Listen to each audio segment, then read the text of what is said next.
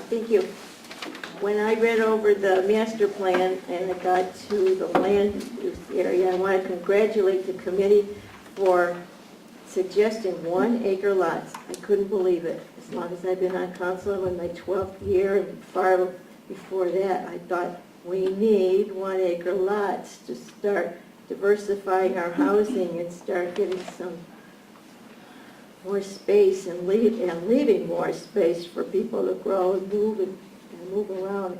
I think it's wonderful, and I hope that we can continue that, and the city and everything, that we can let that happen, so that will allow us to, we've got all the smaller housing that we need, and we now have to start getting the larger lots to allow more space and to control the building, so that we can catch up again with our services, because we're getting real tight. You know, we have to diversify all that housing that everyone's been talking about for a long time.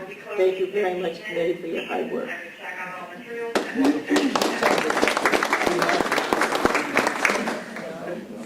We have permission to stay for beyond the 8:30 closing date, so closing time. So we'll get through everybody's comments.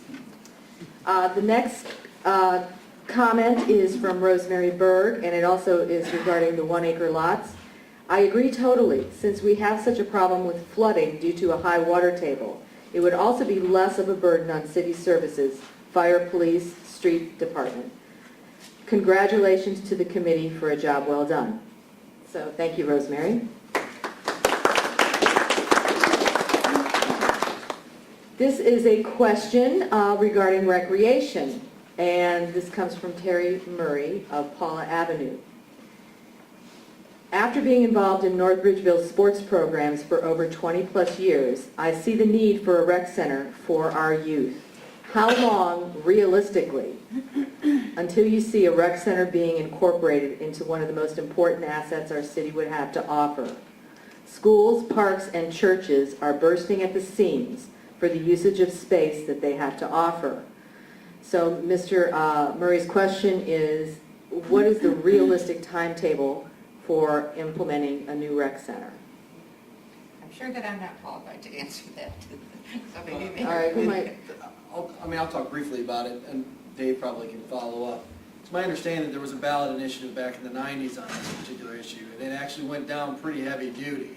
So, you know, the time frame really is up to the citizens, and it sounds like Mr. Murray would be a perfect person to chair a committee.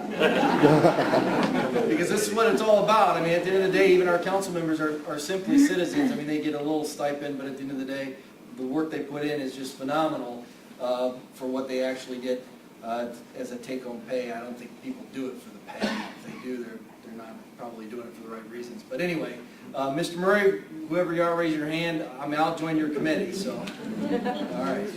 There's 3 of us. We have another citizen who introduced the topic to us, Mike Bowman, and he's the one who wrote up that Appendix B. So, you know, we'll just get this group together and see what they can come up with. You know, the other big difficulty is convincing really those newer developments that actually have pools and little rec centers themselves, because they're the ones that I think were one of the driving forces to really shooting down something that would be of this magnitude. And if we want, you could probably start more piecemeal. You could start with an outdoor pool facility to begin with, and then maybe make sure that it's in an area where there's land that can expand into an indoor recreational center once we show the really need and the use for something of that nature, and that's probably the best way to go. Yeah, the only thing I would add is we looked at this, it wasn't that long ago, Andy, it was in the 2001 or 2002, because I was on council and my wife was the co-chair. So, and it went down by a 60-some% vote against it. Keep in mind, we've added between 5,000 and 6,000 residents since then. Some are in developments that have pools, some aren't.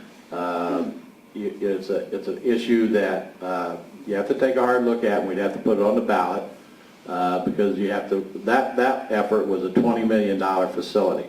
That's a lot of money. So you would need some type of levy to provide the debt service towards bonds. But it's something that it's probably not out of the question to put it on the ballot again in the next you know, when the economy turns a little bit. It's not going to pass right now, obviously.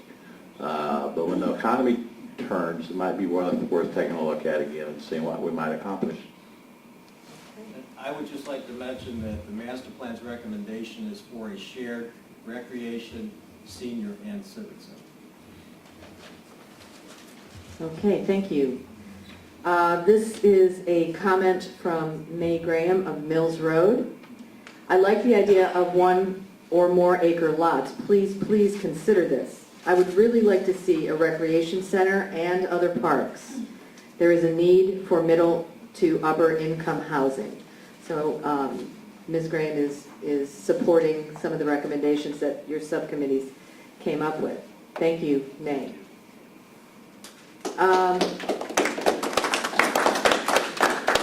Okay, and at this time, I would like to ask Mr. Steve Holland to come up and read his question or comment.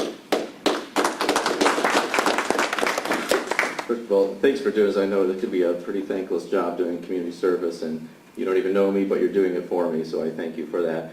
I also I understand the motivation of the R1 zoning, and I like the idea of the 1 acre lots.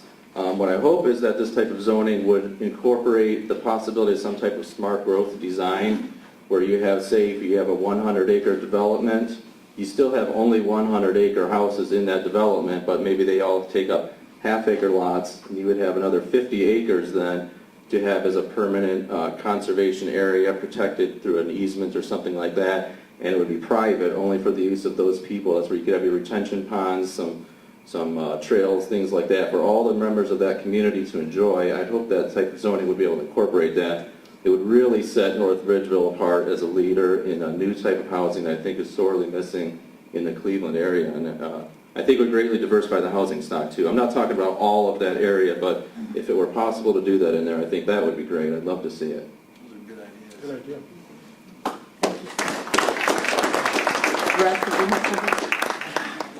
One of the things with the suggestions of the master plan, and this was probably one of the hottest topics that we had on this committee and as the committee as a whole of the master plan, was that nothing is etched in stone.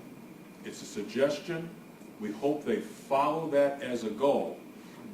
But just like this gentleman suggested, that we're leaving enough variation, and especially in our recommendations through land use and residential, to give city council and administration and the planning commission more leeway than they have now. That they're going to be able to make these determining factors for the future, so they can kind of stay to that goal. One of the things that we recommended in there was not splitting yard sizes.